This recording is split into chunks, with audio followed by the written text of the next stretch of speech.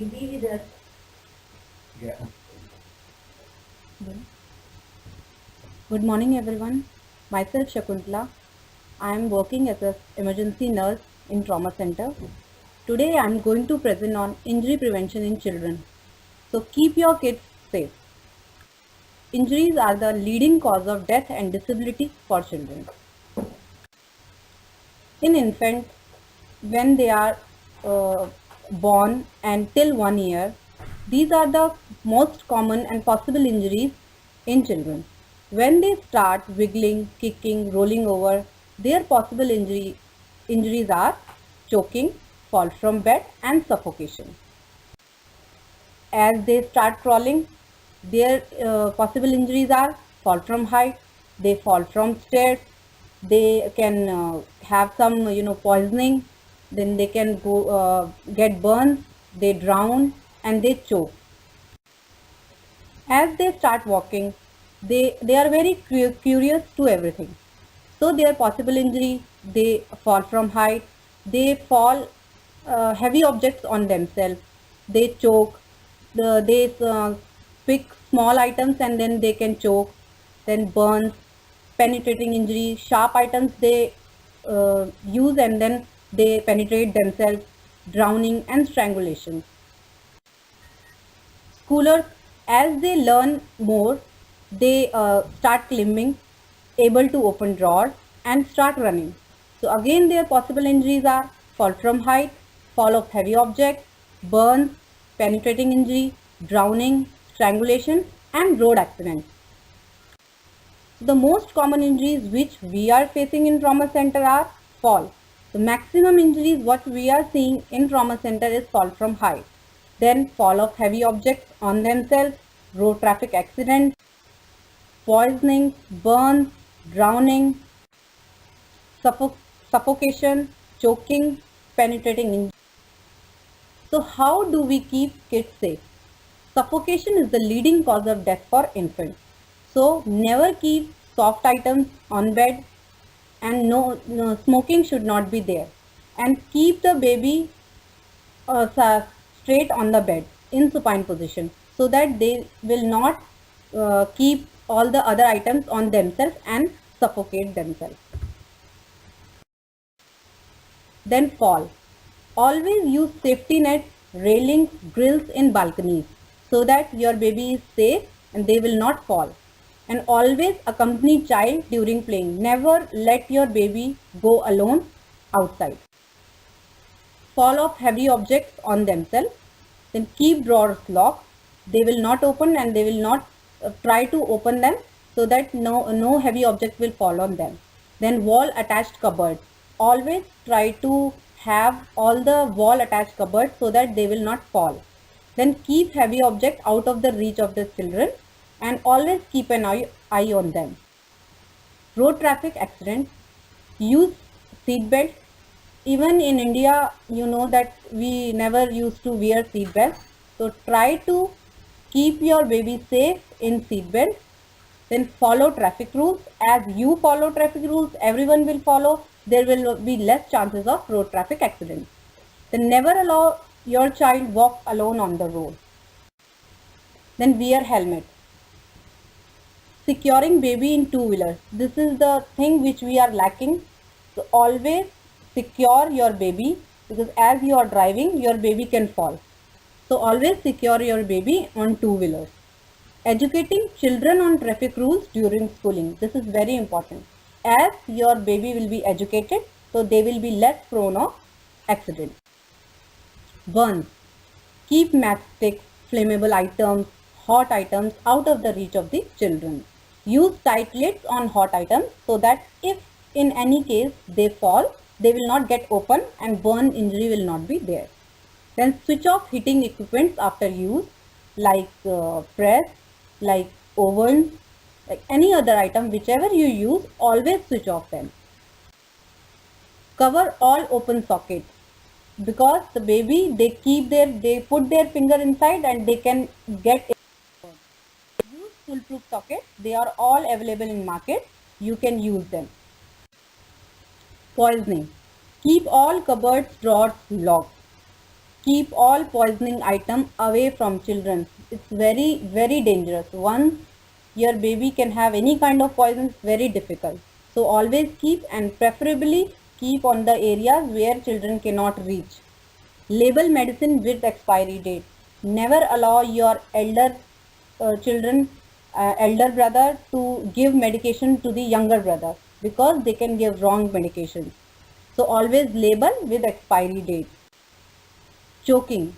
Choking is the most common cause, as I told you. So proper breastfeeding. And during breastfeeding, proper positioning and burping after breastfeeding is very important.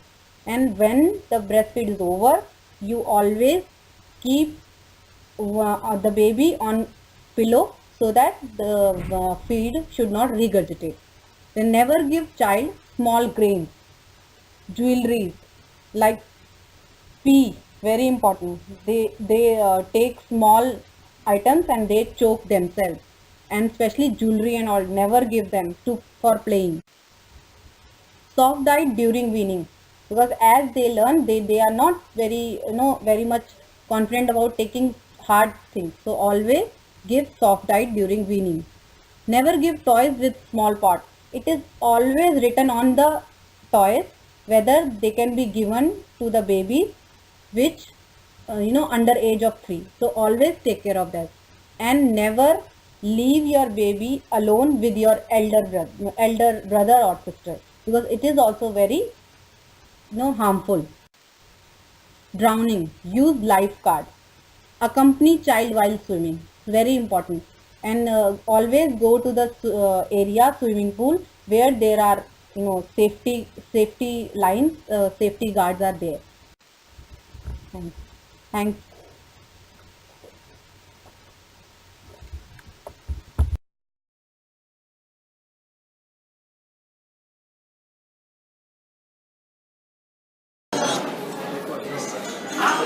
सब जो जानते हैं कि आप क्या हैं, आप एक सिर्फ शरीर है नहीं ना, शरीर में एक मन भी होता है। तो हम में से कितने लोग मानते हैं कि सिर्फ शरीर बीमार होता है? कुछ लोग ऐसा भी मानते हैं कि मन भी बीमार होता है।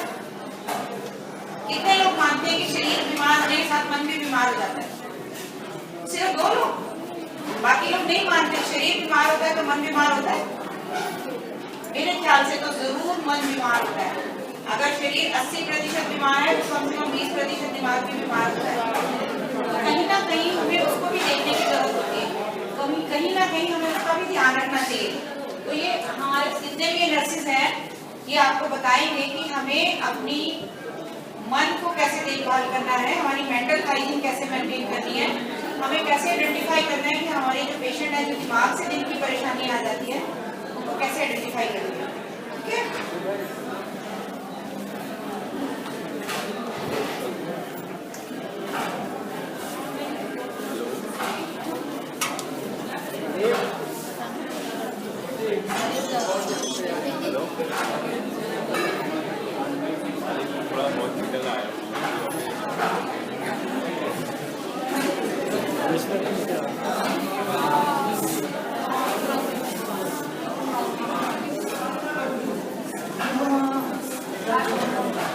इनका पैर कट गया है, दुख है, मुझे भी है, लेकिन अब मेरी जिंदगी का क्या, इनकी जिंदगी का क्या? क्या एक ढंग का जीवन जी पाएंगे, काम कर पाएंगे? इनकी एक नौकरी चली गई, दूसरी मिलेगी क्या? परिवार का ध्यान कौन रखेगा? बच्चों के भविष्य क्या? इन्होंने तो मुझे बहुत निराश किया। ये कोई बात होती है?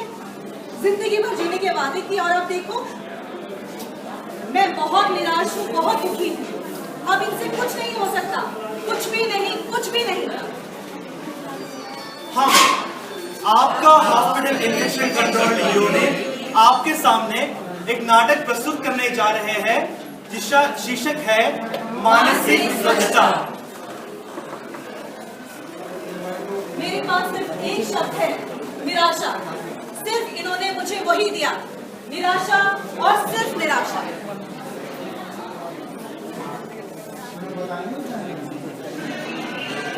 इतना दर्द पैर काटने से भी नहीं हुआ जितना दर्द लोगों के बातें सुन के हो रहा है।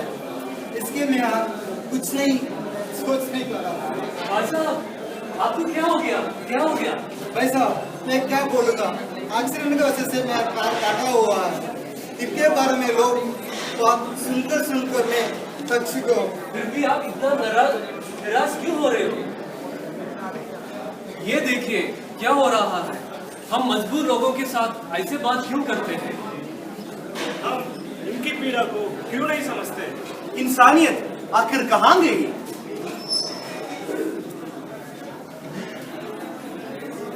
मैंने अपने जीवन में बहुत सफलता हासिल की है, लेकिन जब से मेरा ये हाथ कटा है तब से कोई मुझे कुछ समझता ही नहीं है। अरे देखा आपने, इसका एक हाथ कट गया है। अब ये अपने बच्चों का, परिवार का पालन पोषण कैसे कर पाएगी? ऐसे मत कहिए, वो सुन लेगी। अरे मैं ठीक ही तो कह रहा हूँ, इसका एक हाथ कट गया है। अब ये कैसे पालन पोषण कर पाएगी अपना? अब इसका कुछ नहीं हो सकता, ये कुछ नहीं कर सकते अपनी लाइफ में। शायद लोग भूल गए हैं कि मेरा सिर्फ हाथ कटा है। मैं अब भी सुन सकती हूँ, समझ सकती हूँ। ऐसा विज्ञान जो मानसिक स्वास्थ्य को बनाए रखने, उसे और भरपूर करने में और मानसिक रोगों से हमें दूर रखने में मदद करता है, उस विज्ञान का नाम मानसिक स्वच्छता है। इसे कैसे हासिल कर सकते हैं? सही शिक्षा के द्वारा, मानसिक बीमारियों के बारे में जान के, उनके इलाज के बारे में समझ के, बीमारियों की पहल पे ही हम इलाज का उपयोग करें और सार्वजनिक स्वास्थ्य अभियान इनके द्वारा मानसिक रोगों को समझें।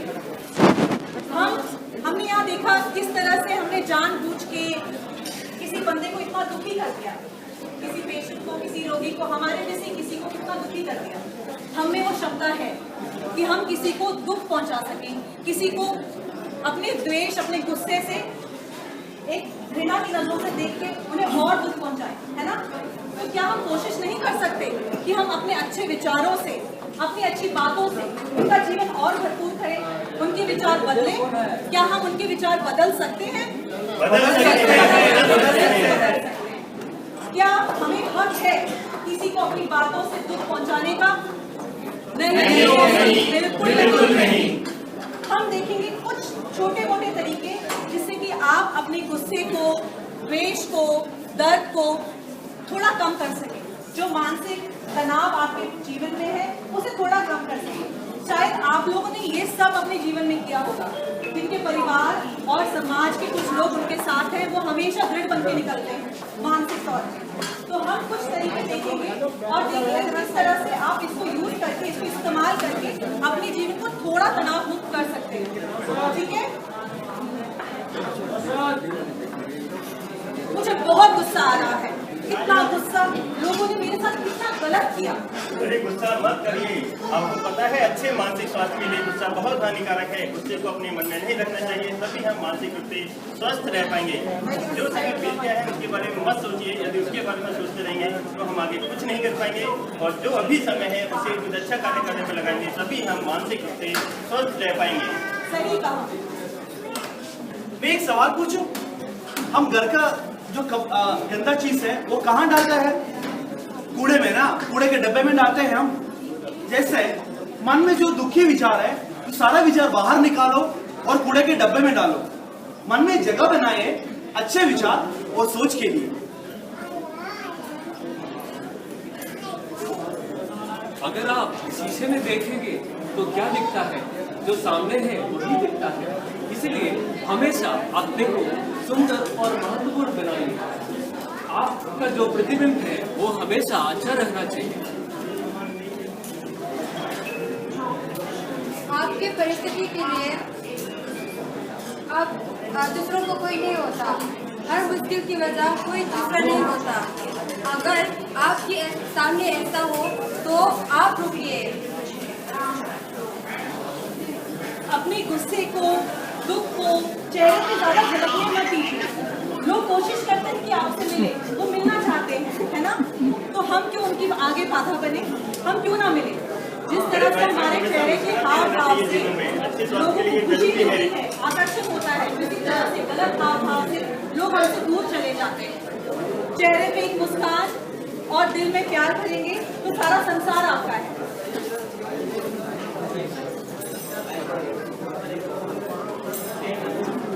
क्या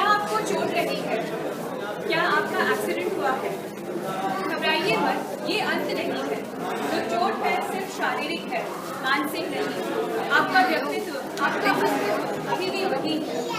खुश रहिए, शांत रहिए, लोगों से मेल जोल बढ़ाइए। क्या पता वो इंतजार कर रहे हो कि आप पहल करेंगे।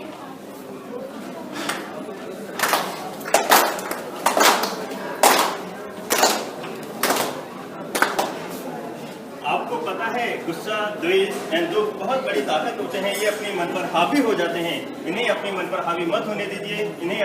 इनके ऊपर ध्यान केंद्रित मत करिए और जो समय अभी बचा है उसे अपने उपयोगी कार्य में लगाएंगे, तभी हम मानसिक रूप से स्वस्थ रह पाएंगे और अपनी शारीरिक बीमारियों को भूल सकते हैं।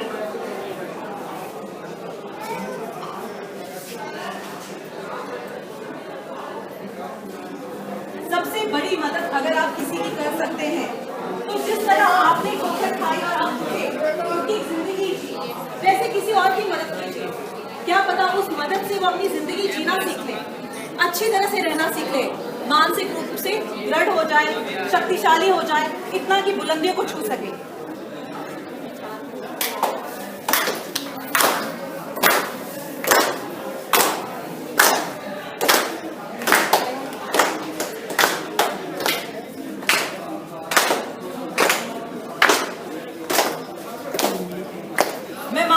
शक्तिशाली हूँ, मैं अपना भविष्य खुद बनाऊंगी। मैं अपनी ताकत को पहचानती हूँ और उस पर काम करके अपनी हर परिस्थितियों से लड़ सकती हूँ, मुश्किलों को अपने हाथ में कर सकती हूँ, आगे बढ़ सकती हूँ। सोच सिर्फ इतनी है कि मैं मानती हूँ मेरे भविष्य की चाबी सिर्फ मेरे हाथ पे है। हम हौसला नहीं हारेंगे, हम हिम्मत नहीं हारेंगे, हम डट रहेंगे। आपको पता है डर की आगे जीत होती है। यदि आप किसी कार्य को करने का जोखिम उठाएंगे तभी आगे बढ़ पाएंगे, तभी आप जीवन में कुछ कर पाएंगे। हमारी कल की सोच ने आज हमें यहाँ तक पहुँचा दिया। सोचो अगर आज ऊंचा सोचेंगे तो कहाँ तक पहुँच जाएंगे कल। आगे सोचिए, ऊंचा सोचिए। अगर जीत की सच्ची चाह है तो जीत जरूर हमारी होगी। आपको पता है मैं सोचती हूँ जिंदगी प्याज की तरह है, तो आंसू तो निकलेंगे, पर जरूरी नहीं है कि पूरे टाइम रोते रहेंगे, है ना।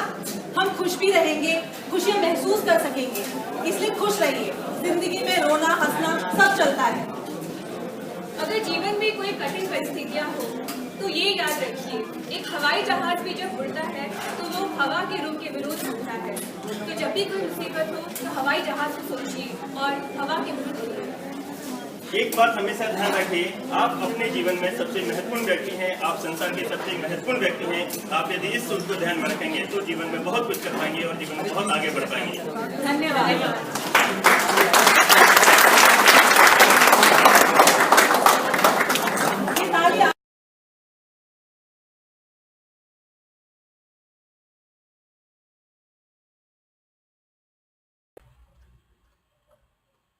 रक्तदान और रक्तदाता प्रेरणा।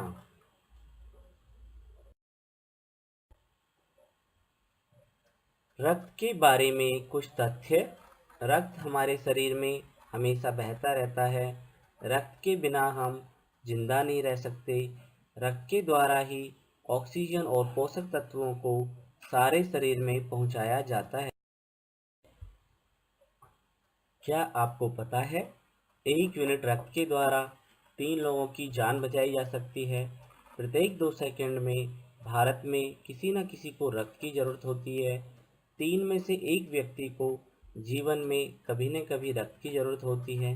आज के इस युग में इतनी तरक्की के बावजूद रक्त बनाया नहीं जा सकता, इसलिए यह आवश्यक है कि कोई ना कोई रक्तदान करे, जिससे जरूरतमंद को हमेशा रक्त मिलता रहे। खून के बारे में तथ्य। एक अनुमान के अनुसार साल दर साल लगभग 5% की दर से अस्पताल में रक्त की मांग बढ़ रही है। भारत की जनसंख्या में से लगभग 4% सक्षम लोग ही रक्तदान करते हैं। उसमें से भी 75% लोग साल में एक ही बार रक्तदान करते हैं। अगर ये सब रक्तदाता साल में 2 बार रक्तदान करें तो जरूरतमंदों को रक्त की कमी नहीं होगी। खून के बारे में कुछ अन्य तथ्य। एक स्वस्थ व्यक्ति के शरीर में 5 से 6 लीटर रक्त होता है। एक स्वस्थ व्यक्ति प्रत्येक 3 महीने के बाद रक्तदान कर सकता है। रक्तदान से हुई कमी को शरीर जल्दी ही पूर्ति कर लेता है। रक्तदान क्यों करना चाहिए? भाग ए। रक्त की आवश्यकता बहुत सारे मरीजों को होती है, जैसे कि दुर्घटना के शिकार, कैंसर के रोगी, रक्त विकार के मरीज, सर्जरी के मरीज, समय से पहले पैदा होने वाले बच्चे आदि। इसके अलावा भी कई बीमारियों में रक्त की आवश्यकता होती है। हर साल हमारे ट्रॉमा सेंटर में बहुत सारे मरीजों की जान रक्त चढ़ाकर बचाई जाती है। रक्तदान क्यों करना चाहिए? भाग बी। अस्पताल में भर्ती होने वाले हर 10 में से 1 मरीज को रक्त की आवश्यकता होती है। रक्त चढ़ाकर हर साल लगभग 45 लाख लोगों की जान बचाई जाती है। रक्तदान कौन कर सकता है? कोई भी स्वस्थ व्यक्ति जिसकी आयु 18 से 65 साल हो, वजन 45 किलोग्राम, 5 फीट औसत हाइट पर हो, हीमोग्लोबिन स्तर 12.5 ग्राम या उससे अधिक हो और अच्छा स्वास्थ्य हो। रक्तदान से पहले कुछ जानकारी। रक्त हमेशा कीटाणु रहित व सुरक्षित एक बार काम में आने वाले रक्त बैग में लिया जाता है। रक्तदान के बाद रक्त का परीक्षण किया जाता है तथा उसमें से घटक अलग किए जाते हैं, जिससे 3 से 4 मरीजों को फायदा मिलता है। हर 3 महीने में रक्तदान करना बिल्कुल सुरक्षित है। रक्तदान के समय ध्यान रखने योग्य बातें। रक्तदाता ने पर्याप्त नींद ली हो तथा किसी प्रकार की थकावट ना हो, खाली पेट ना हो और मानसिक रूप से रक्तदान के लिए तैयार हो। रक्तदान के बाद सलाह। रक्तदान के पश्चात अगले 24 घंटे तक तरल पदार्थ का अधिक सेवन करें। धूम्रपान एवं शराब का सेवन न करें। रक्तदान के तुरंत बाद लिफ्ट का उपयोग न करें। एक दिन के लिए भारी वजन न उठाएं व कसरत न करें। अगर कभी चक्कर जैसा लगे तो लेट जाएं व पैर थोड़ा ऊपर की ओर रखें। 1 घंटे तक दोपहिया वाहन न चलाएं। बैंडेड को 4 घंटे बाद हटा सकते हैं। अगर फिर भी रक्त निकलता है तो फिर से बैंडेड लगा लें। आप क्या कर सकते हैं? हर 3 माह में या कम से कम विशेष दिन जैसे कि जन्मदिन, शादी की सालगिरह पर रक्तदान करें। अन्य लोगों को रक्तदान के लिए प्रेरित करें। रक्तदान को आदत में शामिल करें। अपने मित्रों और रिश्तेदारों को रक्तदान के बारे में बताएं, जिससे ज़्यादा से ज़्यादा लोग रक्तदान करें। रक्तदान के लाभ। नियमित रूप से रक्तदान करने वाले व्यक्ति को दिल का दौरा पड़ने का खतरा कम हो जाता है। स्वयं या पत्नी और आश्रित भाई और बहन के लिए यदि आवश्यक हो तो प्रति कार्ड से 1 यूनिट रक्त प्राप्त किया जा सकता है।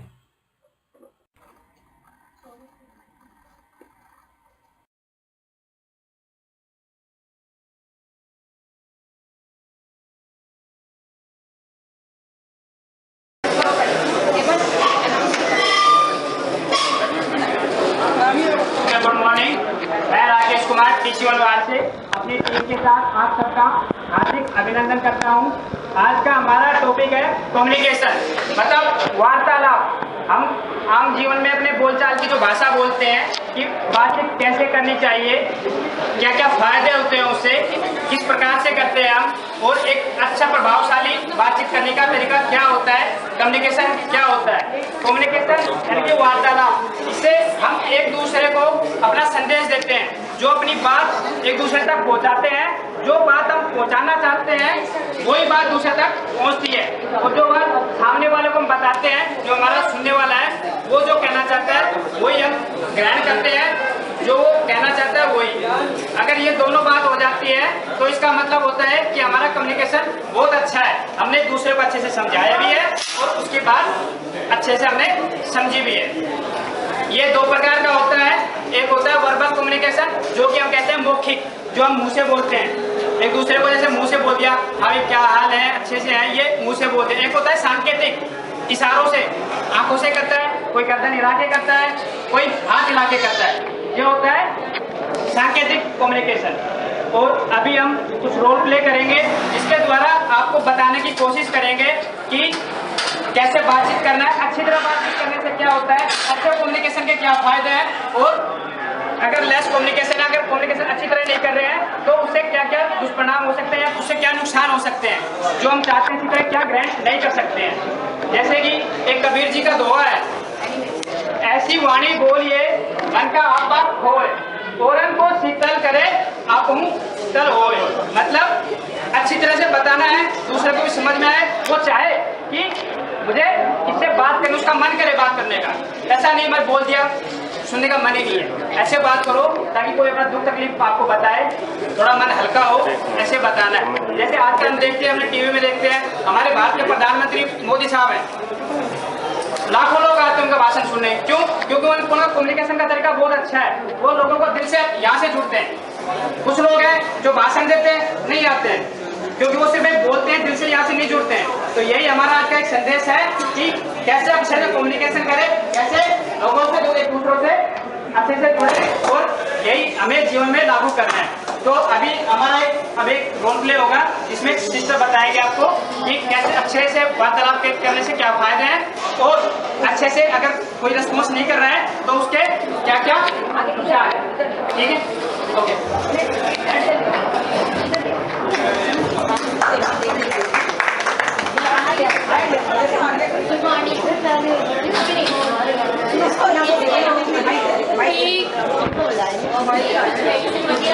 भाई कॉलर में लगा देना, हाथ में रहेगा। थोड़ी बहुत आ गई थी। प्रॉब्लम है? प्रॉब्लम आई भी तो तुम क्या करोगी?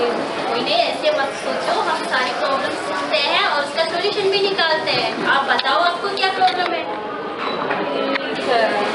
ओके, अभी आपने देखा है कि बात करती है तो कैसे एंजॉय करती है, ये होता है एक नेगेटिव पॉइंट। अब इसके बाद हम बताने जा रहे हैं कि पॉजिटिव वे में कैसे बात करें। तुम्हारा फेस नहीं देखा है, तुम्हारा फेस इसको लंबा कर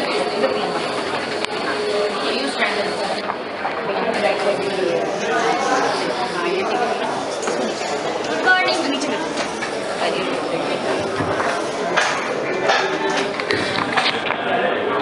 गुड मॉर्निंग, कैसे हो? रात को नींद आया आपको? ओके, खाना वाना खाया? दवाई मिली आपको? Very good. ज़्यादा सोचा मत करो, एक्चुअली ज़्यादा सोचने से क्या हम थोड़े मानसिक डिस्टर्ब हो जाते हैं, उससे क्या हमारी प्रॉब्लम्स कम होती है, लेकिन प्रॉब्लम ऐसे लगती है कि बढ़ रही है। तो अपना माइंड डाइवर्ट करने के लिए कभी कभी प्रेयर किया करो और प्लस म्यूजिक वगैरह सुना करो। Very good. देखा, अभी आपने देखा है कि दो पेशेंट्स होते हैं। एक पेशेंट होता है कि जो प्रॉपरली हमें आंसर नहीं देता है, वो नहीं बताता है कि उसको क्या प्रॉब्लम है और क्या नहीं है।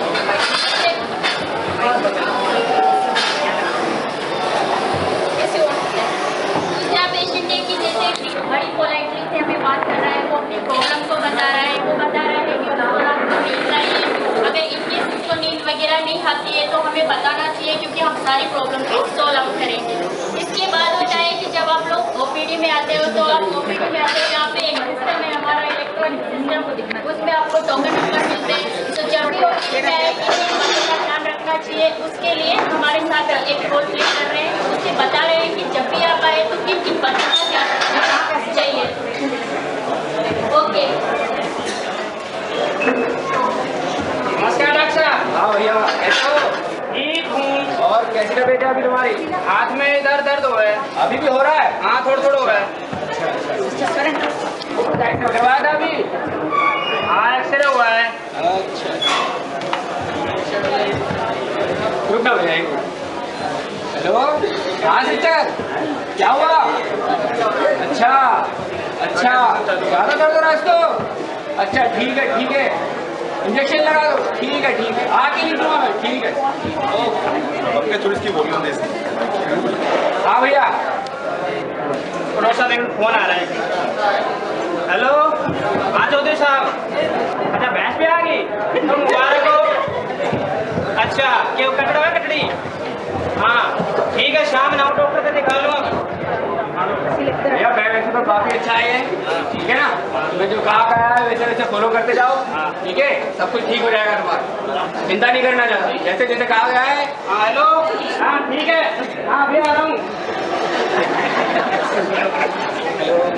कैसे हैं? ठीक है, एक्सरे करवा के लाए थे, जाएंगे।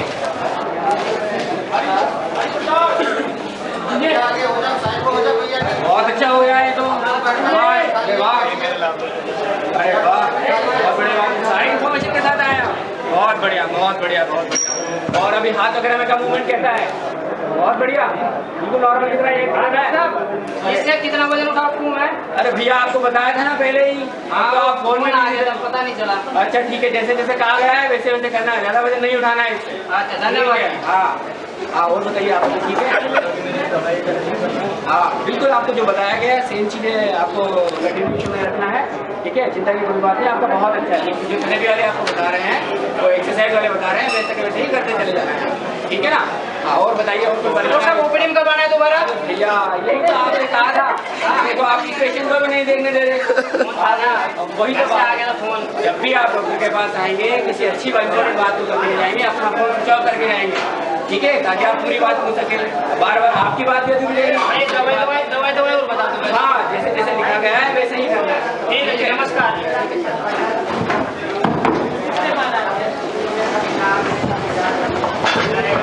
ओके, अभी हमने एक सॉफ्टवेयर देखा है कि 2 पेशेंट ओपीडी में आते हैं, वो कैसे रिप्लाई करते हैं। फर्स्ट पेशेंट आया नेगेटिव फ्लोर में, वो बीच बीच में आता है, डिस्टर्ब करता है, उसको ये नहीं पता कि डॉक्टर से क्या पूछना है, कैसे पूछना है। उसको ये भी नहीं पता कि जब भी आप ओपीडी में आते हो तो मोबाइल फोन को ऑफ करके आना चाहिए। आप लोगों ने देखा है कि कई हॉस्पिटल्स में जाते हैं, वहाँ एक बोर्ड पे लिखा हुआ होता है कि जब भी डॉक्टर के रूम में एंट्री करें,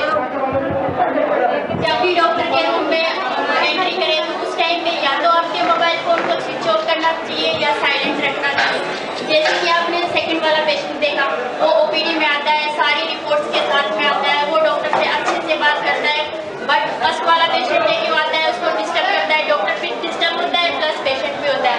तो आप इन बातों का हमेशा ध्यान रखिएगा कि जब भी ओपीडी में आए, आप पहले जो भी डॉक्टर आपको प्रेस्क्राइब करता है कि आपको जो इन्वेस्टिगेशन करवाना है, एक्सरे वगैरह करवाना है, वो करवा के आइएगा। प्लस अपना फोन हमेशा स्विच ऑफ करिए, क्योंकि उससे आपका भी टाइम बचता है, प्लस डॉक्टर का भी बचता है, दोनों डिस्टर्ब नहीं होता।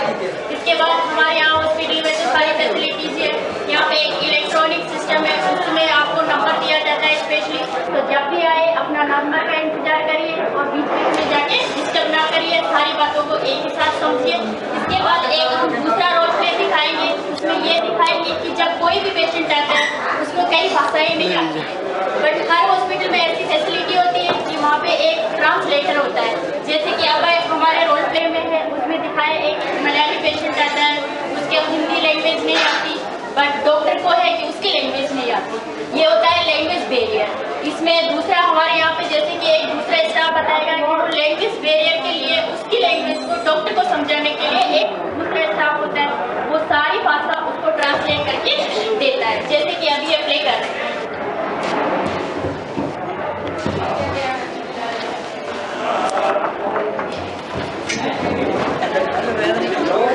हाँ भैया क्या हुआ? अरे भैया क्या हुआ है? अरे कालू ये तो कालू का नंबर है। अरे राकेश जी, हाँ सर, आइए बात कर दी। हाँ सर क्या हुआ? जरा देखिए, शायद आपकी भाषा समझ आए, बताइए को क्या हुआ है? Good morning sir. Good morning. अंदर पटेल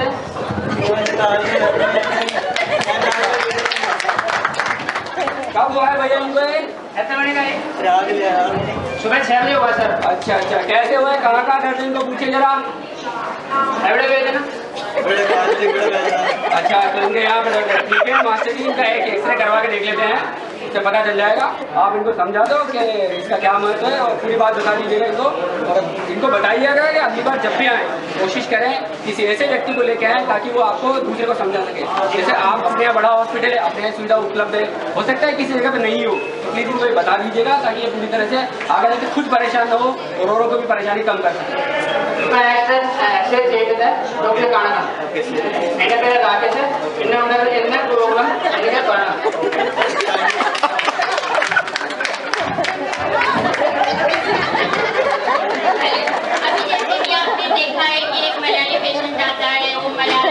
बोलता है लेकिन डॉक्टर को समझ में नहीं आता, तो दूसरे वो एक स्टाफ को इन्वाइट कर बुलाते हैं और स्टाफ एक्सप्लेन करता है। तो प्लीज आप हमेशा इस बात का ध्यान रखिएगा कि जब भी हॉस्पिटल में आए कम से कम आपके साथ एक रिलेटिव ऐसा होना चाहिए जो भाषा आपको आती है वो उसको आना चाहिए। और इसके अलावा ये भी ध्यान रखना चाहिए कि ऐसा कंपल्सरी नहीं है कि आपको वो बात आ रही है हॉस्पिटल में आने के बाद प्रॉब्लम्स होती है, नहीं, यहाँ पे हर फैसिलिटी होती है, यहाँ पे आपकी सारी बातों को सुना जाता है, प्लस यहाँ पे एक ट्रांसलेटर होती है, कोई भी लैंग्वेज हो पोलाइटली बोलो, आराम से बोलो और जैसे जैसे डॉक्टर पूछते हैं वैसे वैसे रिप्लाई करो। ओके, तो जैसे कि शुरू में हमने बताया था, आज का हमारा टॉपिक था कम्युनिकेशन, वार्तालाप। हमने 3 रोल प्ले किए हैं, एक्ट किए हैं। आशा करता हूँ आप सभी को कुछ समझ में आया होगा। आया नहीं आया? आया है? तो सभी कुछ आया समझ में? क्या क्या किया, क्या क्या नहीं किया, इस बारे में पूछ सकता हूँ किसी से? कुछ आया? सर आप कुछ बताएंगे सर, आपने आज से क्या सीखा जो हमने कुछ किया है, कुछ आप बताना चाहेंगे? कुछ बोलने से कुछ फायदा होता है, बात करने से? जिस तरह से हम आप सरकार बात करें तो बहुत उससे फायदा होता है, आपस में तालमेल बैठता है, डॉक्टर क्या बोल रहे हैं उसके अनुसार हम बोलते हैं। अच्छी बात भी बोलेंगे जिससे डॉक्टर को भी अच्छी लगेगा कि अच्छे आदमी हैं, इससे सलाह हो। और जब डॉक्टर के पास जाए मोबाइल वगैरह बंद करके जाना है, एक बार में पूरी इन्फॉर्मेशन लिख के जाना है, ताकि अपन ऐसा ना हो कि बाद में उनके पास जाएं बार बार पूछने के लिए। घर में अपन परेशान होते रहते हैं ना, ड्रेसिंग कब करवाना है, डॉक्टर साहब इसका कितना वजन उठाऊँ, ये सारी इन्फॉर्मेशन एक साथ लेके जाइए। हमारे यहाँ आपको पता है ये बहुत अच्छी सुविधा दी हुई है, आप सबको पता है ना, कॉल सेंटर की फैसिलिटी हम लोगों ने दी हुई है यहाँ पर, जिसके नंबर आप लोगों को जब भी आप लोग यहाँ से डिस्चार्ज होते हैं तब आपको दिए जाते हैं। आपको कोई भी परेशानी होती हो 24 घंटे 7 दिन वो खुली होती है, आप कभी भी कोई भी परेशानी हो उस नंबर पर कॉल कर सकते हैं, पूछ सकते हैं कहाँ है, क्या समस्या है, ठीक है, और हमें बताएंगे। बहुत बढ़िया, आपने बहुत अच्छे से समझा है, बहुत बढ़िया बात। और तो आज का हमारा क्या सीख है कि बात सुनेगी तभी बात बनेगी, बात बोलोगे तभी बात बनेगी, ठीक है।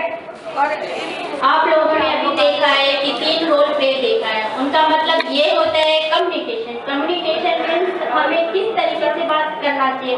आप लोगों ने सबने सुना होगा कि सबसे अच्छा कम्युनिकेटर वही होता है जो सुनता है। फर्स्ट बी पेशेंट, मतलब आराम से सुनो, आराम से रिप्लाई करो। जब हॉस्पिटल में आते हो, जैसे कि एक रोल प्ले में आपको दिखाया था, एक पेशेंट आता है डिस्टर्ब करता है, दूसरा बीच में जाता है। आप जब भी यहाँ आए इस बात का हमेशा ध्यान रखिएगा, अपने नंबर से आए, अपने नंबर से जाए, हमेशा अपनी प्राइवेसी का ध्यान रखिए। ये मोस्ट इम्पोर्टेंट होता है कि हमेशा अपनी प्राइवेसी रखें। सेकंड, जब भी हॉस्पिटल में आते हो आपको जिससे भी पूछना है, जो कुछ पूछना है, एटलीस्ट आपको इतना पता होना चाहिए कि मुझे डॉक्टर से क्या क्या पूछना।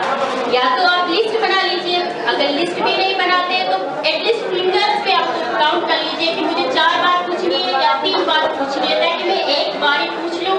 उससे क्या होता है कि डॉक्टर का टाइम बचता है प्लस आपका टाइम बचता है। सेकंड, आपको कोई भी प्रॉब्लम हो यहाँ आने से पहले, अपॉइंटमेंट लेने से पहले, यहाँ पे हमारे कॉल सेंटर है, जब भी आप डिस्चार्ज होते हो तो आपको सब कुछ समझाती है कि आपको कैसे आना है, कब आना है, क्या करना है। बिटवीन अगर जैसे कि आपको 27 को बुलाया, उससे पहले आपको कोई भी प्रॉब्लम होती है तो आप उन नंबर पे कॉल कर सकते हो। कॉल करके वहाँ पे जो भी स्टाफ आपका फोन उठाता है, ऐसा नहीं आप कॉल कर रहे हो किसी ऐसी जगह से, रोड पे चल रहे हो, चिल्ला रहे हो, हेलो हेलो मैं वहाँ से बोल रहा हूँ। उससे क्या होता है कि न तो आपको सुनाई देगा और जो फोन उठाते हैं नहीं उनको सुनाई देता है। जब भी बात करो ऐसी जगह से बात करो, एटलीस्ट वहाँ पे कोई साउंड ना हो, कोई आवाज ना हो, आप पोलाइटली बात कर सकते हो। पहले आप बोलो कि आपको क्या क्या बोलना है, ठीक है, उसके बाद आप सुनो कि अभी आपको क्या रिप्लाई कर रहा है। ओवरऑल हमारे कम्युनिकेशन का मतलब यही होता है। आज हम इसीलिए आप लोगों को सिखा रहे हैं कि कम्युनिकेशन के लिए मस्ट है कि पहले सुनो और बाद में बोलो।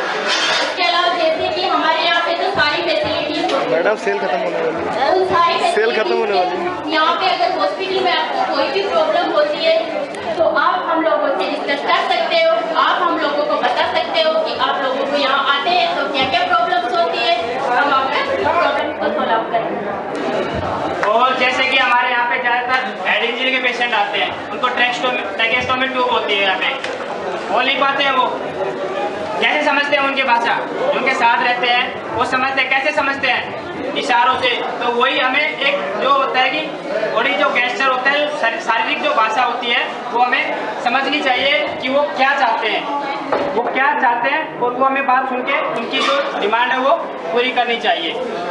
अंत में मैं अपनी सभी TC1 की टीम के साथ और अपने सीनियर्स और अपने आप सभी का बहुत बहुत धन्यवाद देता हूँ इतना कीमती समय निकालने के लिए। धन्यवाद। अगर आप लोगों को कोई भी डाउट हो तो आप लोग पूछ सकते हैं। पूछिए, किसी कोई परेशानी है भाषा से संबंधित या हाव भाव, समझ में आया, जैसे भी समझ में नहीं आया हो, जैसे हाव भाव से संबंधित अभी बताया आपको के रखा था 2 बजे से अब तक कोई नहीं आया डॉक्टर। अभी तक कोई आया नहीं भैया, जैसे आते हैं देखो अभी क्या है जो डॉक्टर की ड्यूटी होती है 36 घंटे की होती है। भैया अभी आपको समझाया है कि आपको इसमें एक टोकन नंबर मिला है, यहाँ पे डिस्प्ले होता है, उसमें टोकन नंबर आते हैं, डॉक्टर OPD में बैठे हैं, डॉक्टर नंबर वाइज देखते हैं, तो बी पेशेंट, आपका नंबर जरूर आएगा। और धन्यवाद।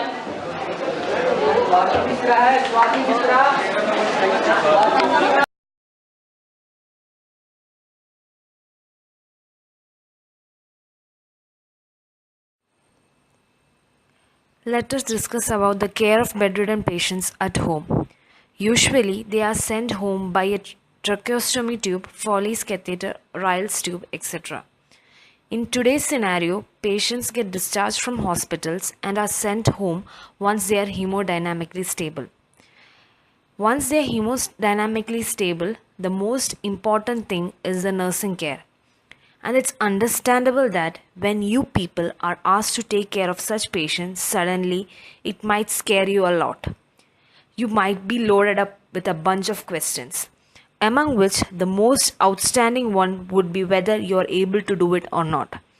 To answer that, the most important thing to be noted is that patients are sent home in a condition where we are sure that the care of them can be done by their relatives. Relatives are capable of doing care effectively with the help of proper knowledge and training. Effective home-based care is essential for proper rehabilitation of the patient. The care of the patient should be done in a way that we look after our infants. Previous to the injury, they were able to meet their needs on their own, but now they are not able to do so. So, we should recognize their needs and do it for them. Let us discuss the different steps for effective care. First and the foremost thing is the hands should be properly washed with soap before and after caring the patient. Proper hand washing takes 2 minutes. Let us look into sponge bath. Everyone takes bath. Similarly, patients should be sponged daily. Through this, we keep them clean by removing the dirt and sweat. At home, you have to take 3 towels and 2 basins of water. First, you have to apply soap using a towel and then remove the soap using a wet towel. After that, dry the patient. Special attention should be given to the axilla and the back of the patient. Then, let us look into tracheostomy care, which is the most scariest of the lot for the majority of the relatives. Tracheostomy is a hole made in the neck through which a tube is instilled for breathing in patients who face difficulty in it. The area around the tube usually gets dirty by sputum, so we have to clean it to prevent infection and fever. The first step is to take a utensil full of water and add 1 teaspoon of salt in it and then boil it. After that, add 3 to 5 cotton balls in that utensil and let the water boil for 5 minutes. These cotton balls can be used later. Then allow the water to cool down. Once the water is cooled down, pour it in 3 glass bottles and add 2 drops of Dettol in the third bottle. The other 2 bottles should be used as TT and oral. Then pick up 1 cotton ball and clean the area around the tube after suctioning. If the area is not cleaned by 1 ball, cotton ball, you can use another one. Then place a paraffin gauze or a normal gauze around the tube. Cover the TT tube using a wet gauze. Foley's care is another important care that you should understand. In bedridden patients who have lost their sensation of passing urine, we used to place a tube for that purpose. It is necessary to keep that area clean. Otherwise, the patient might suffer from fever or infection. This has to be done during the time of sponge and each time the patient passes the stool. One of the cotton balls mentioned above can be used for this purpose. The most important thing to be noted is that a cotton ball should be picked up and we should clean the tube from the insertion side towards the outer end. Then the tube should be fixed as shown in the diagram. Safety of patients is another issue that has to be looked into. We know that everyone is busy in their day-to-day life, so it is impossible to stay by the patient's side round the clock. Therefore, different measures can be taken by us in order to avoid any injury by fall. The first and the foremost thing is we can place side rails on the cot or the bed. Another thing that can be done is that we can place a pillow by the side of the patient so that the patient might not fall down. Or the most simplest and the easiest method is placing the mattress on the ground itself. Then I would like to show you the bed sore prone areas in a patient. This diagram clearly shows the bed sore prone areas of the body. Otherwise, if we do not give special care to these parts, the patient might end up having life-threatening and scary wounds. So, in order to prevent bed sores, we have to take different measures. The first and the foremost thing is that the back of the patient should be kept clean. The patient should be turned every 2 hours. The back of the patient should be massaged with either oil or talcum powder. Avoid oil in situations of fever. Once you turn the patient, you have to place the pillow on that side. Air mattress or water beds can be used in order to avoid bed sores, mainly in quadriplegic patients.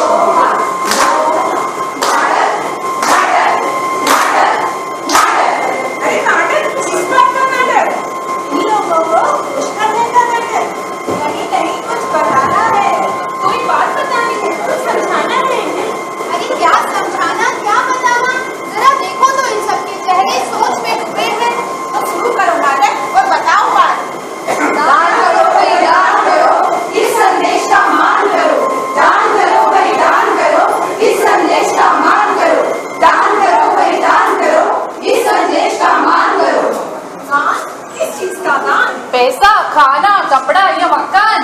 अरे नहीं, उससे भी बड़ा दान। बड़ा दान? बड़ा दान मतलब कि कन्यादान? क्या अब इन्हें अपनी बेटी दे दे? अरे मूर्ख नहीं, बड़ा दान यानी अंगदान। समझे मेरे प्यारों? हाँ, बड़ा दान यानी अंगदान, मतलब कि ऑर्गन डोनेशन।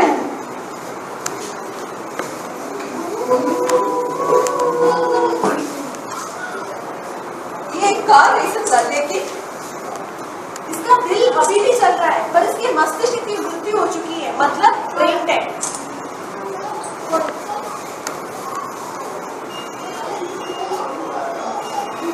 मैं एक डांसर हूँ, नृत्य मेरा जीवन है, पर मेरा दिल तो बहुत कमजोर है। डॉक्टर साहब ने बोला है मेरे को ऑपरेशन की जरूरत है। मेरे पास एक रजिस्टर्ड डोनर था। क्या ये अपना दिल किसको नहीं दे सकते ताकि वो अपना जिंदगी फिर से जी सके?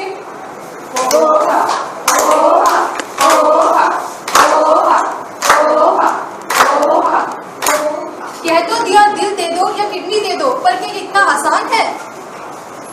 अंगदान सोच के बड़ा अजीब सा लगता है। तो क्या हम इन्हीं बातों पर ध्यान दें? और हमारे विज्ञान ने जो इतनी तरक्की की है उसका कुछ नहीं, किसी के जीवन को बचाने की कोई मायने नहीं। इतने सवाल, पर क्या है कोई जवाब? क्या करें, क्या ना करें? गलतफहमी, अंगदान को लेकर गलतफहमी, अंगदान को लेकर गलतफहमी। मैं तो बूढ़ा हूँ, मेरा अब किस काम का है? सिर्फ अमीरों को इसका सुविधा मिलता है, हम गरीबों को नहीं मिलता है। अरे कहीं इलाज और दवाइयों का खर्चा भी मुझे न देना पड़ जाए। हमारा धर्म इसकी इजाजत नहीं देता। कहीं मृत्यु के पश्चात मेरी आंखें ले ली तो अगले जन्म में मैं अंधा ना हो जाऊं। कहीं मेरे अमृत समय में मेरे शरीर अपंग न लगे। मैं तो हमेशा बीमार रहती हूँ, मेरा अब किस काम है? अगर डॉक्टर को पता चला कि मैं एक यूनिवर्सल डोनर हूँ तो शायद मुझे बचाने की कोशिश ही ना करें। इतनी सारी गलतफहमियां, क्या इन लोगों को अंगदान के बारे में कोई भी जानकारी नहीं? अरे इन लोगों को नहीं, पर हमें तो है। तो आइए भाइयों बहनों, जानते हैं हम सब कुछ अंगदान के बारे में।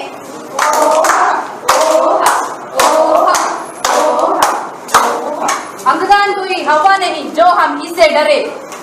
किसी भी उम्र का आदमी अंगदान कर सकता है और किसी की जान बचा सकता है। ब्रेन डेथ के 24 से 48 घंटे के बीच में अंगदान किया जा सकता है। अंगदान का सफलता का रेट 80 से 90% रहता है। एक मनुष्य अंगदान करके 8 लोगों की जान बचा सकता है और 50 जिंदगियां बदल सकता है। आँख, लंग, लिवर, हार्ट, किडनी, इन सभी का हम दान कर सकते हैं। कई धर्म और समुदाय में अंगदान पुण्य का काम माना जाता है। अंगदान देने समय आप लोगों को पैसा देने का जरूरत भी नहीं पड़ता है।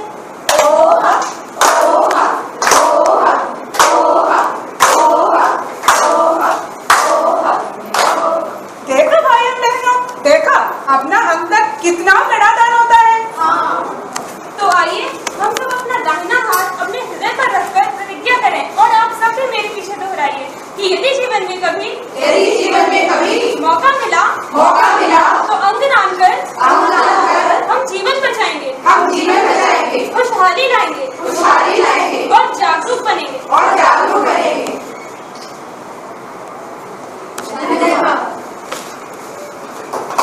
आप सभी का धन्यवाद करती हूँ, हम सभी टीसीपी आईएसएम के स्टाफ की तरफ से, जो कि एक लघु नाटिका आपको दिखाई गई। आशा करती हूँ कि हमारा संदेश आप तक जरूर पहुँचा है।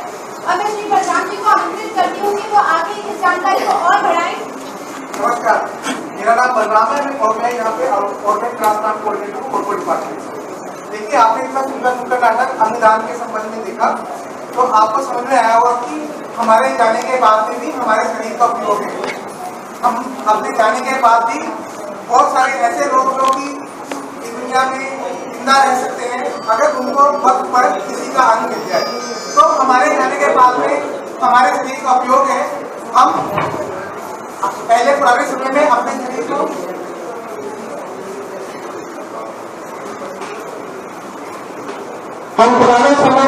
अपने शरीर को जो है ऐसे ही या तो उसको बचना देते सकते धर्म के हिसाब से या फिर उसको हम लोग जला देते थे।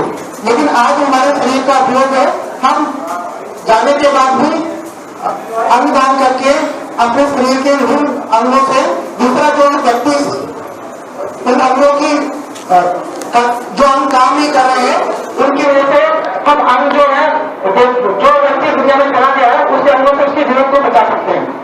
अगर आपको इस संबंध में कोई जानकारी प्राप्त करनी है तो किताब पढ़ सकते हैं। हमारे पास में अभी अंगदान से संबंधित कुछ पैम्फलेट्स हैं जो हम आपको अभी देंगे और अंगदान से संबंधित कुछ फॉर्म है जो मैं भी आपको डिस्ट्रीब्यूट कर देता हूँ।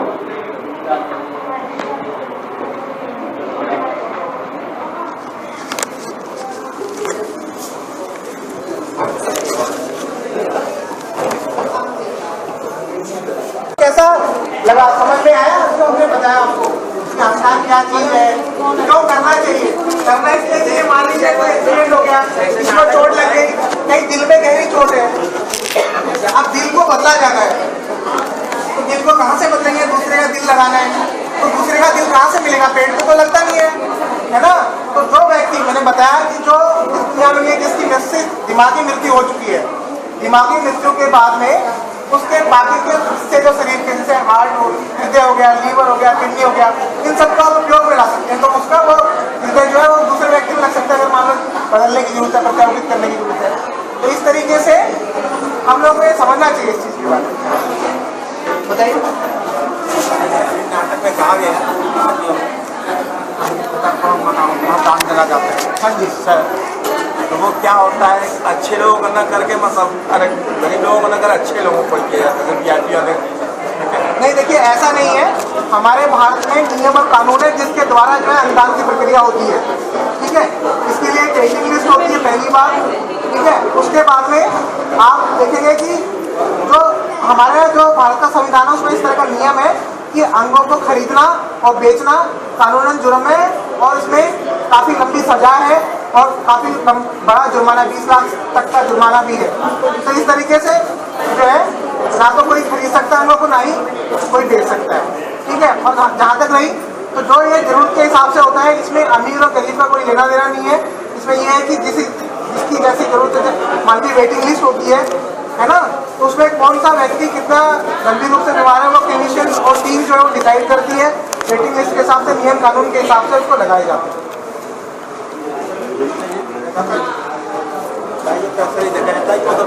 अच्छे लोगों को गरीब लोगों को निष्ठाई होती है। नहीं ऐसा बात नहीं है। अगर आप देखेंगे तो हमारे यहाँ पे एम्स में इतने सारे ट्रांसप्लांट होते हैं, तो उसमें गरीब लोगों को भी लगाया गया है, और उसमें अमीर गरीब का फर्क नहीं देखते हम लोग उसमें। आप हमारे यहाँ ट्रॉमा सेंटर में इतने सारे व्यक्ति भर्ती हैं, कितने लोग भर्ती हैं, तो आप देख रहे होंगे कि कितने बहुत सारे अमीर है गरीब है, कोई अंतर रखा जाता है? नहीं रखा जाता ना। तो हमारे यहाँ या कहीं पे भी इस तरह का अंतर नहीं रखा जाता कि ये हम जो है गरीब को लगाया जाए या अमीर को लगाया। हमारा काम है जिंदगी बचाना, तो हम यहाँ पे जिंदगी बचाने की कोशिश करते हैं। आपने बताया कि आधार पर जो भी हो आधार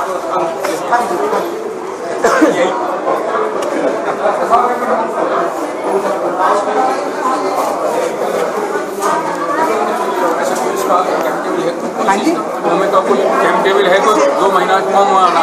देखिए कोमा और मस्तिष्क मृत्यु में अंतर होता है।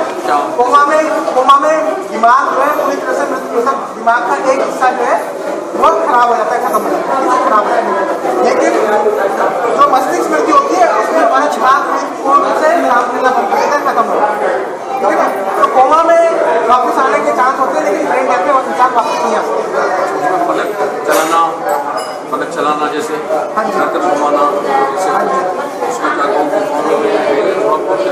हाँ नहीं, देखिए अगर वो गर्दन घुमा रहा है सब है तो इसका मतलब कहीं ना कहीं उसको दिमाग जो है काम कर रहा है ना। हाँ देखिए कुछ रिफ्लेक्शन कुछ चीज़ें होती हैं, लेकिन हम लोग हमारी टीम उसकी जांच करती है कि इस व्यक्ति का दिमागी मृत्यु हुई है कि नहीं हुई है। मैंने बताया उसमें ट्रीटिंग जो डॉक्टर होता है वो जांच करता है, उसके अलावा जांच जो डॉक्टर होते हैं, निष्पक्ष डॉक्टर होते हैं, वो जांच करते हैं उसके आगे, ठीक है। अब उसके बाद में उसको अगर वो मस्तिष्क मृत्यु हो गई है, उसकी दिमागी मृत्यु हो गई है, तो उसको डिक्लेयर करते हैं ब्रेन डेथ सर्टिफिकेशन कमेटी है। मस्तिष्क मृत्यु को घोषित करने के लिए एम्स में एक कमेटी बनाई हुई है, तो कमेटी उसको जाके देखती है, एग्जामिन करती है, फिर उसको मस्तिष्क मृत्यु जो है घोषित की जाती है, ठीक है। मस्तिष्क मृत्यु अगर कोई व्यक्ति है, मस्तिष्क उसकी दिमागी मृत्यु हो गई है, तो वो व्यक्ति फिर इस दुनिया में वापस नहीं आ सकता, क्योंकि दिमाग मेन है, दिमाग ने काम करना बंद कर, दिमाग खत्म हो गया तो उसके बाद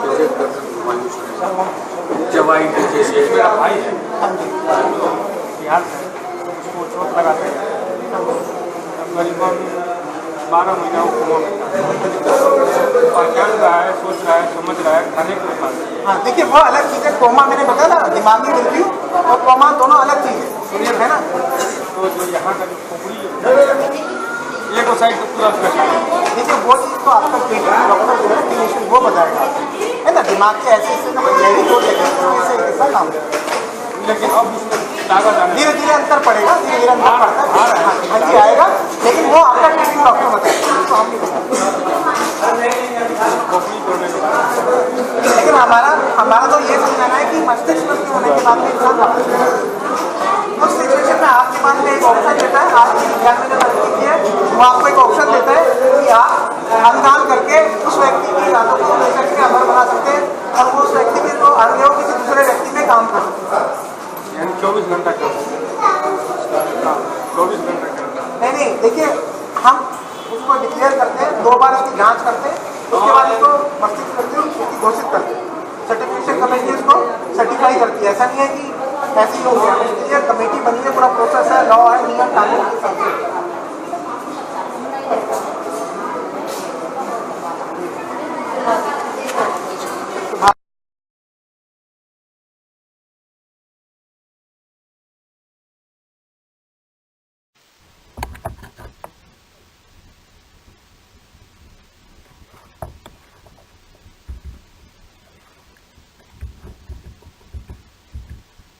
First aid and transfer safety precautions after trauma. Injury. Injury is a damage to the body, and getting an injury can happen anytime in our day-to-day life. Some of the causes of injuries are accidents, falls, hits, skips, weapons, fire, electric shock, animal attacks, drowning, or even during sports. Injury may range from minor to life-threatening, but always require an immediate first aid. First aid. First aid is the assistance given to any person suffering from any illness or injury to preserve life, prevent the condition from worsening, and/or to promote recovery. First aid is an immediate and temporary treatment to given the victim while awaiting to the arrival of medical aid. Properly and early first aid may be instrumental in life-saving and ensure better and more rapid recovery. Conditions that require immediate attention to avoid death include cessation of breath, severe bleeding, and heart attack.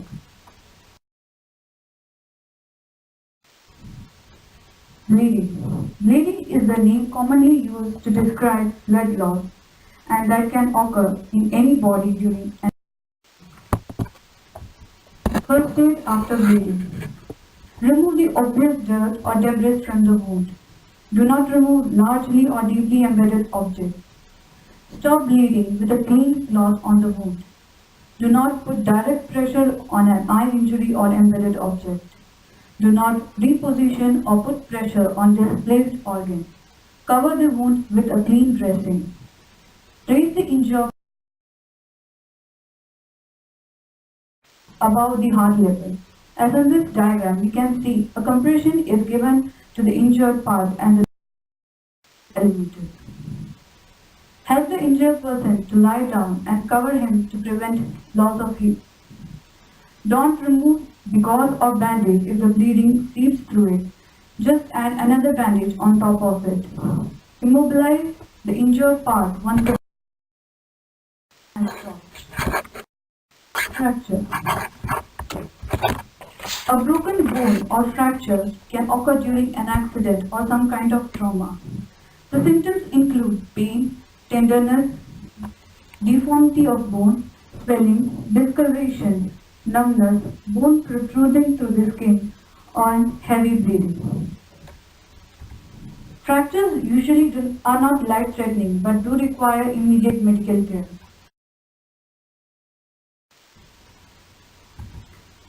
First aid after fracture. Call for help and ask the patient to be calm and remain still. Stop bleeding by applying pressure on the bleeding site. Immobilize and splint the area. You can use elastic bandage for splinting. Use covered ice packs to numb the pain. Also helps to reduce swelling. Splinting can be done with the help of readily available instruments like wood, piece of scale, newspaper roll, etc. And application can be given. Split the bone or limb in the position in which it was found. Get something rigid to act as the skeleton of the splint. Extend the skeleton of the splint beyond the injured joint to about 6 inches. Tie up the splint. Ask the injured person whether having a splint makes the joint more painful. If painful, remove the splint and take medical help. Check the splintered limb for loss of circulation by looking the color of the skin and temperature. Take the person to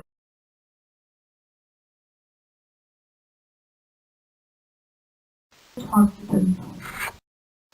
Burn. Burn is a type of injury or accident that may be caused by fire, hot liquids, electricity, steam or hot materials, chemicals and fireworks.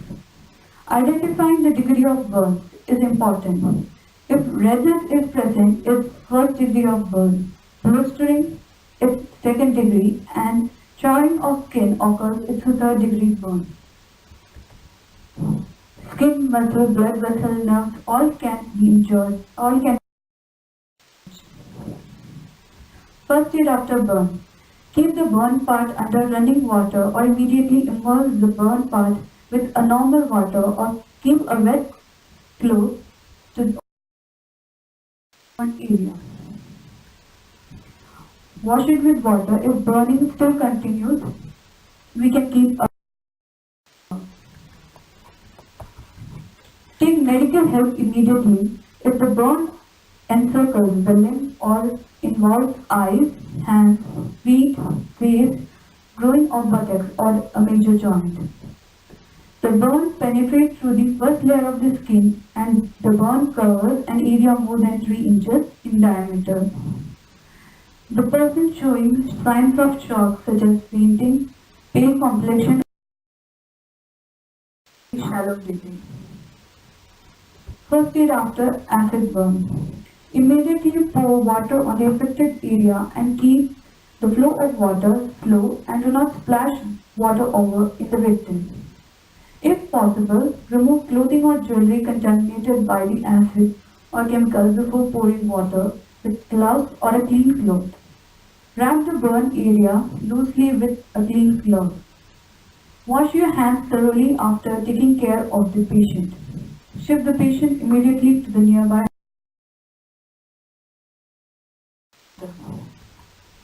Types of chemical that causes burning are bleach, which causes acid burn, concrete mix causes alkaline burn, drain or toilet cleaners causes acid burn, metal cleaners acid burn. Antidote for different types of chemical burns are carbolic acid or phenol. We have to use alcohol first to flush the chemical off the skin and then flush with water. If alcohol is not readily available, flush with large amount of water. Do not flush the eye with alcohol.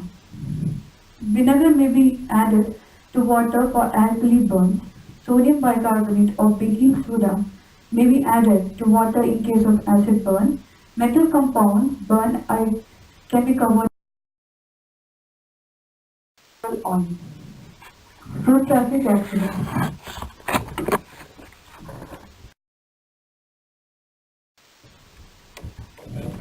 First aid after road traffic accident.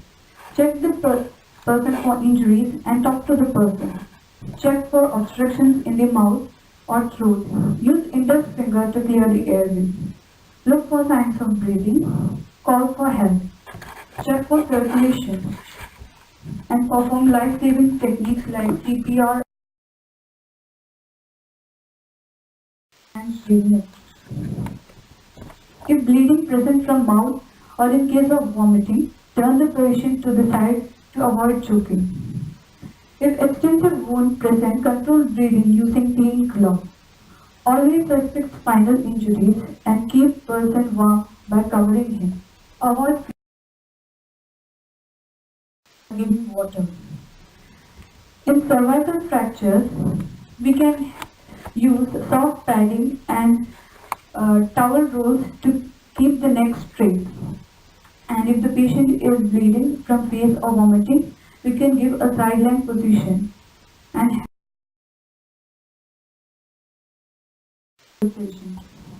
transfer safety. Use stretcher or shifting board for shifting the patient. Keep the neck and back straight.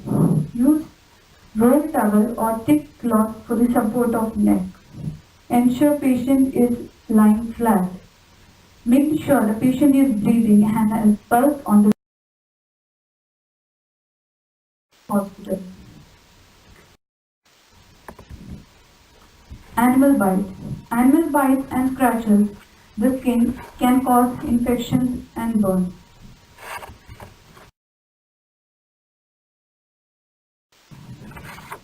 First aid after animal bite. Wash the bite area with soap and water. Apply pressure with a clean cloth if bleeding is present and seek medical help immediately.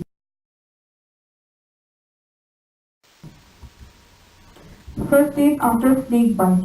Note the snake's appearance. Move to a safer place. Have the patient lie down with wound below the heart and keep the person still to keep venom from spreading. Cover the wound with loose sterile.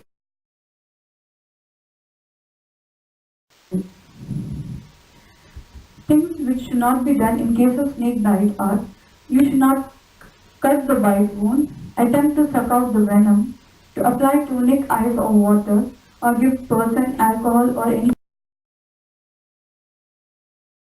drink. First aid after insect bite. If the sting is still present in the skin, remove it by gentle scraping across the skin. Wash the area with soap and water. Place a cold compression or an ice pack. If there are signs of allergic reaction, call for help and help the person to remain calm and lie down. If vomiting occurs, turn the patient to his side to prevent choking. If the person becomes unconscious or stops breathing, begin CPR.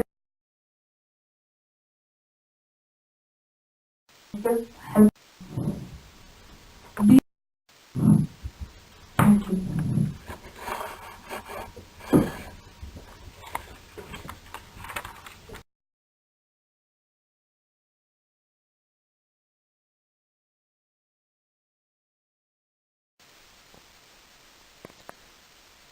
नमस्कार, मैं सिंधु। मैं आपको बताना चाहती हूँ खाद्य सुरक्षा कैसे रखना है खेती से थाली तक। खाद्य चक्र कहाँ से शुरू होता है? खेती से भंडारण, भंडारण से बिक्री, बिक्री से रसोई और रसोई से डाइनिंग टेबल।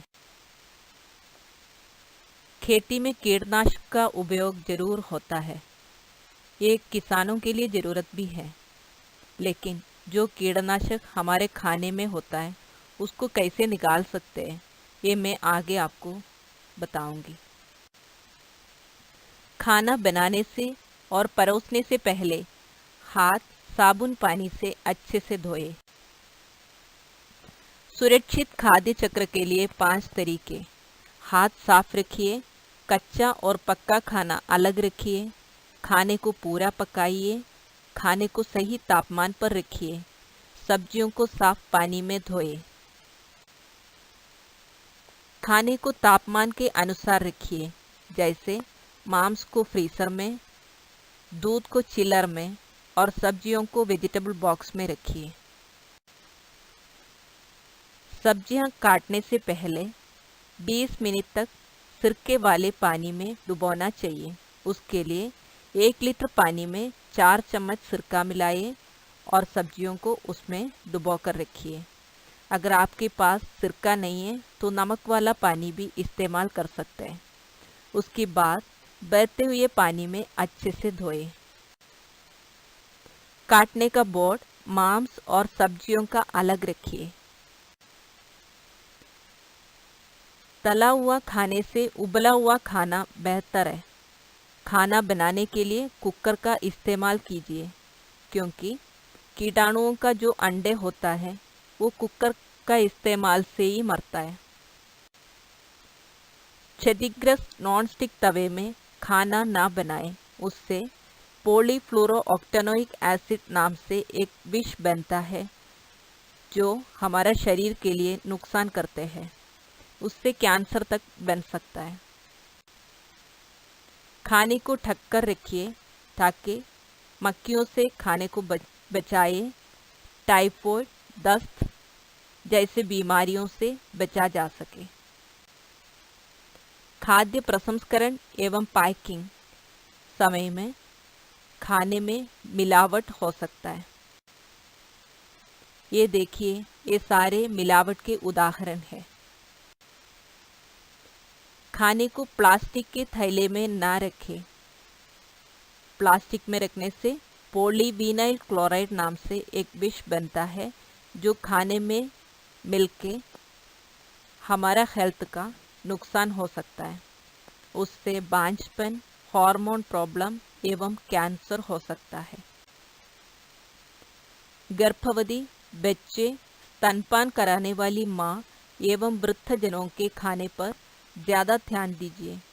इन सबको घर पे बना हुआ खाना दीजिए। गर्भवती माँ को कम मात्रा में ज़्यादा समय खाना खिलाना है और बच्चों को साफ सफाई का बहुत ध्यान दीजिए। स्तनपान कराने वाली माँ अधिक मात्रा में खाना लेना चाहिए और पानी भी खूब पीना है। वृद्धजनों के लिए हल्का खाना खिलाएं। रसोई को साफ एवं स्वच्छ रखिए। पैक किया हुआ खाने में नमक एवं चीनी ज़्यादा होता है। बीपी, मधुमेह एवं हृदय की बीमारियों से बचने के लिए ऐसे खाने को कम करें और जिसको बीपी, मधुमेह एवं हृदय की बीमारियां हैं वो ऐसे खाने का इस्तेमाल नहीं कीजिए। खाने पर ध्यान देने से टाइफाइड से लेकर कैंसर जैसी बीमारियों को दूर रखा जा सकता है।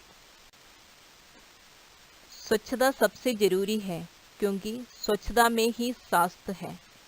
हाथ साफ रखिए, अपना रसोई साफ रखिए, अपना घर को साफ रखिए। आओ दोस्तों, हम मिलकर एक स्वच्छ भारत का निर्माण करते हैं। तो चले।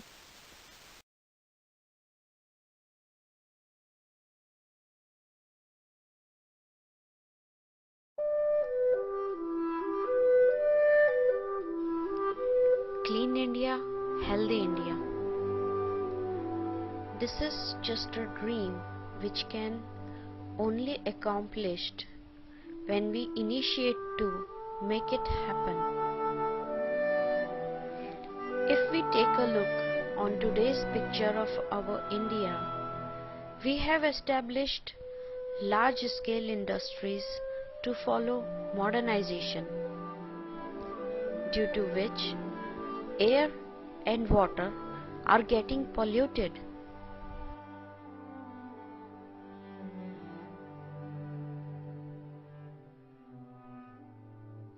Vehicles also playing a major role in air pollution.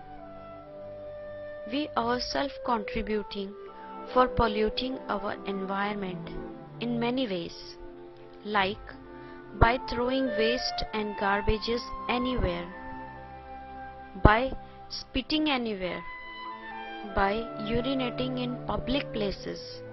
We are not only contributing in environment pollution, but also we are destroying our health by smoking or chewing tobacco,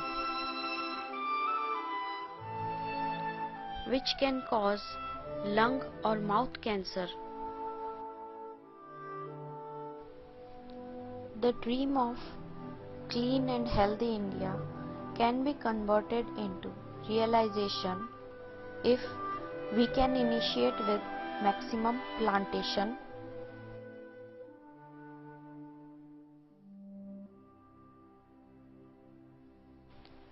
by regular servicing of vehicles for pollution control,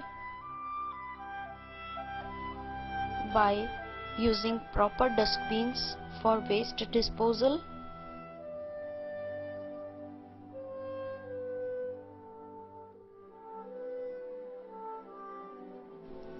by using public toilets only. This will be the first step towards Clean India. And for Healthy India, we need to follow few important things, like always have fresh fruits and vegetables after washing properly. cover your mouth before coughing and sneezing. Wash your hands before eating food and after using toilets. Just keeping these things in mind, we take a first step towards clean and healthy India. Let's come and initiate it.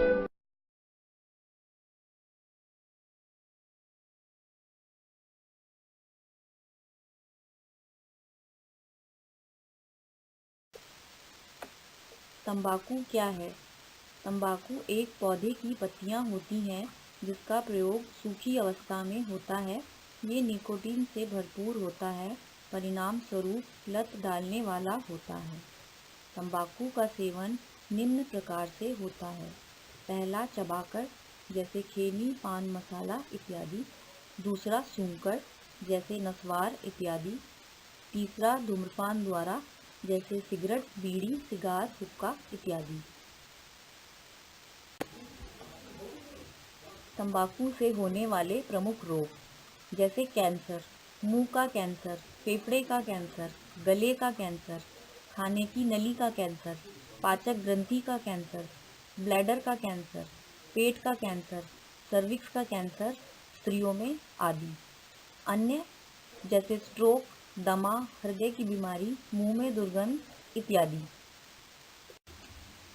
Cancer कारक रसायन cadmium battery में प्रयुक्त होने वाला तत्व, stearic acid मोम में इस्तेमाल होने वाला तत्व, हेक्सामाइन एक तरह का रासायनिक पदार्थ, टोल्यूइन औद्योगिक घोलक, निकोटीन कैंसर कारक, ammonia toilet cleaner, paint, methanol fuel rocket में जलने वाला ईंधन, कार्बन मोनोऑक्साइड कोयले के जलने पर बनने वाली गैस, आर्सेनिक एक तरह का जहर, methane fever gas, acetic acid सिरका में प्रयुक्त होता है, ब्यूटेन एक तरह की ज्वलनशील गैस। प्रतिवर्ष 31 मई को तंबाकू निषेध दिवस रूप मनाया जाता है। क्या आप जानते हैं तंबाकू में मौजूद 4000 जहरीले तत्व इन बीमारियों का कारण बनते हैं, जैसे कि बालों का झड़ना, मोतियाबिंद, दांत में सड़न, फेफड़ों का कैंसर, दिल की बीमारी, पेट का अल्सर, बदरंग उंगलियां, विकृत शुक्राणु एवं गैंग्रीन। जैसे कि आप कुछ ये फोटो देख रहे हैं, ये मुंह का, ये दांत, कान के कैंसर। अब छोड़ने की तैयारी करना। धूम्रपान आपके स्वास्थ्य के लिए हानिकारक है। धूम्रपान छोड़ने से हृदय रोग, रक्तवाहिका रोग, फेफड़ों की समस्या, कैंसर और आघात से आपकी मृत्यु होने का जोखिम कम हो जाता है। धूम्रपान छोड़ने के लिए तैयार होने के संबंध में निम्नलिखित युक्तियों का पालन करें। अपने द्वारा प्रतिदिन पी जाने वाली सिगरेटों की संख्या कम करें। प्रत्येक बार केवल आधी सिगरेट ही पिएं। दिन में केवल सम घंटों के दौरान ही धूम्रपान करें। एस्ट्रोयों को साफ रखें और उन्हें एक एक करके दूर रखते जाएं। कपड़ों, कार, अपने कार्यालय या उस प्रत्येक वस्तु को साफ करें जिसमें से तंबाकू के धुएं की गंध आती है। धूम्रपान छोड़ने के लिए किसी भी मित्र या पति पत्नी को अपने साथ लें। इसे छोड़ने से पहले व्यायाम आरंभ करें। सिगरेट के किसी ऐसी किस्म का उपयोग करना आरंभ कर दें जिसे आप ज़्यादा पसंद नहीं करते हैं। अतिरिक्त लाइटरों को फेंक दें।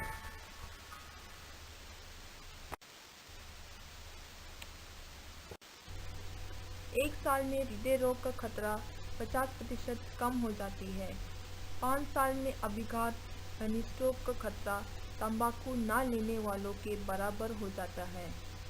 10 साल में फेफड़े की कैंसर और मुंह, गला, खाने की नली, पाचक ग्रंथि यानी पेनक्रियास एवं ब्लैडर के कैंसर का खतरा कम हो जाता है। 15 साल में हृदय रोग का खतरा तंबाकू ना लेने वालों के बराबर हो जाता है। धूम्रपान छोड़ने से उम्र में बढ़ोतरी होती है। अगर आप 30 साल की उम्र में छोड़ोगे तो करीब 10 साल बढ़ेगा। 40 साल की उम्र में छोड़ोगे तो करीब 9 साल बढ़ेगा। 50 साल की उम्र में छोड़ोगे तो करीब 6 साल बढ़ेगा। 60 साल की उम्र में छोड़ोगे तो करीब 3 साल बढ़ेगा। जिन लोगों में दिल का दौरा पड़ चुका है, अगर वो लोग धूम्रपान छोड़ते हैं तो फिर से दौरा पड़ने का खतरा 50% कम हो जाती है। अगर महिलाएं एवं उनके पति धूम्रपान का सेवन नहीं करते हैं तो समय से पहले कम वजन वाले बच्चे एवं गर्भपात होने का खतरा कम हो जाती है। अगर माता पिता धूम्रपान छोड़ देते हैं तो उनके बच्चों में सांस की बीमारी जैसे दमा और ईयर इन्फेक्शन आदि कम हो जाती है। दुनिया में जितने लोग कैंसर से मृत्यु होते हैं उनमें से 22% का कैंसर धूम्रपान यानी तंबाकू की वजह से होता है। इसलिए तंबाकू छोड़ना चाहिए।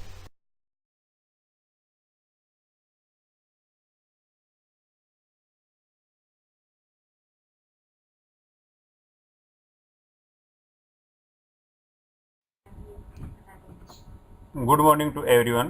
I Prahlad K. Yadav from JPNATC AIMS Hospital, New Delhi. Today I will explain you about prevention of communicable disease. Any disease transmitted from one person or animal to another by direct or indirect contact is called communicable disease. The causative agent of communicable disease are microorganisms which are very difficult to see with mere naked eyes. Those microorganisms which harm the human body are called pathogens, popularly known as germs. These are virus, bacteria, fungus, parasites, etc. Germs spread from one person to another through environment by different ways such as contact, inhalation, contamination of hands, food or water, infection and congenital transmission such as HIV, syphilis, etc. To prevent the spreading chain of communicable disease, we have to understand epidemiological triangle. The triangle has three components: agent that cause disease, host or organism harboring the disease or patient, and third is environment or those external factors that cause or allow disease transmission. To prevent the spread of communicable disease, you have to break at least one of the sides of the triangle, disrupting the connection between the environment, the host and the agent, and stopping the continuation of disease.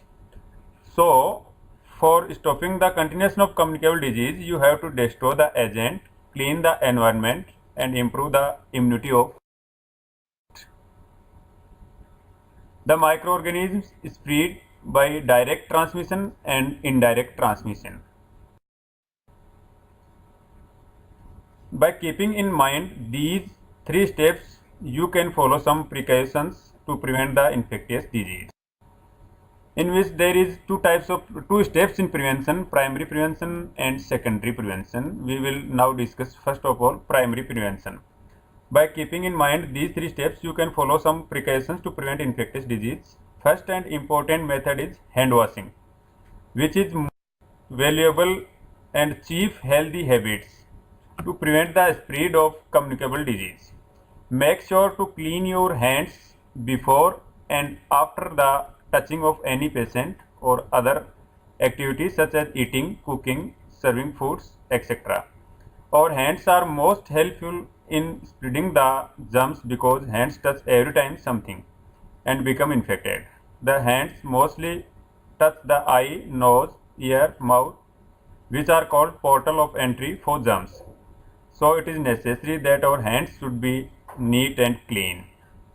Clean your hands after coughing, sneezing, blowing nose, handling garbage, etc. During hand washing, wet hands and apply soap. Rub hands for at least 20 seconds. Scrub all surfaces and rinse hands. Dry hands with clean cloth or paper towel. When helping a child, wash their hands first and then your own. We can prevent near about 95% communicable diseases by developing a regular hand washing habits. Handle and prepare food safely. Food can carry germs. Wash hands and utensils when preparing food. Always wash fruits and vegetables. Don't leave food uncovered and out. Refrigerate it properly. Clean and disinfect commonly used surfaces such as kitchen items, floor, wash basin, etc. Cough and sneeze over sleeves. If you are sick and the air that comes out of your mouth when you cough or sneeze may contain germs, cough or sneeze into handkerchief or your shirt sleeve, not into your hands or directly into environment. Wear a mask when you are sick with a cough or sneezing illness. Don't share personal items. The personal items of the patient also become infected, so avoid sharing personal items that can't be disinfected like toothbrush, razor, towels, handkerchief, etc. Expose in sunlight to the patient's clothes, quilt, bed sheets, etc. Keep commodes neat and clean. Vaccination develops natural immunity against some diseases such as tuberculosis, polio, measles, mumps, rubella, tetanus, etc. So vaccination should be strictly followed, especially for infants, children and pregnant women. Avoid touching wild animals. You and your pets should avoid touching wild animals, which can carry germs that cause infectious disease. Make sure that your pets' vaccines are up to date. Wash hands after touching of the animals such as dog, cat, rabbit, etc. Stay home when sick. If you suffer with any infectious disease, you should avoid journey of public places and maintain distance from children. During visit of hospitals, don't take children together. Other than this, many sexual transmitted diseases are spread through unsafe sexual activities. So avoid unsafe sex. If avoiding not possible, use condoms during unsafe sex. You can prevent the spread of communicable disease by follow some healthy habits in daily life, such as don't throw rubbish in openly, don't defecate openly in environment, change water regularly in coolers, etc. Flies and mosquitoes are developed in dirt which spread germs from one place to another. By adopting the Clean India campaign of Government of India, you can save your life from many communicable diseases. All these methods are primary prevention, but if any person becomes patient of any infectious disease, then you should follow secondary prevention, in which early diagnosis and treatment. Thanks.